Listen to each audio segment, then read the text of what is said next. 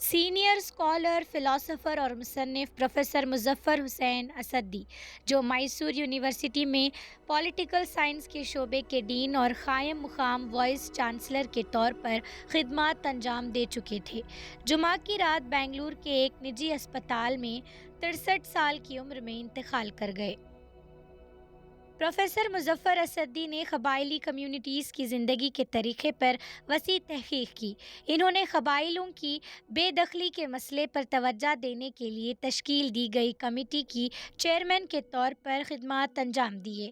ان کی تحقیق اور خدمات نے زرعی مطالعے، گلوبلائزیشن، گاندھین فلسفی، سیاسی سماجیت، ڈیموکریٹک نظریات، سماجی تحریکیں، کمپیریٹو گورنمنٹ، بھارتی سیاست، انسانی حقوق اور عالمی سیاسی نظریات کے شعبوں میں اہمیت حاصل کی۔ پروفیسر اسدی کا تعلق اڈپی ضلع کے شروا سے تھا اور انہوں نے اپنی post graduate degree Bangalore university سے حاصل کی۔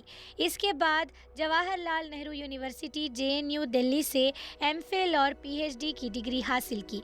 انہوں نے بعد میں راک فیلر فیلوشپ اور یونیورسٹی آف شکاگو سے پوسٹ ڈاکٹورل مطالعے کیے۔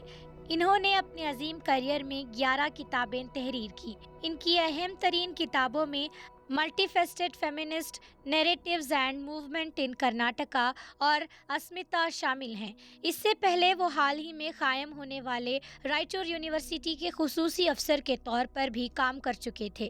پروفیسر اسدی کو متعدد اعزازات سے نوازا گیا، جن میں کرناٹک ساہتیہ اکیڈمی ایوارڈ شامل ہے۔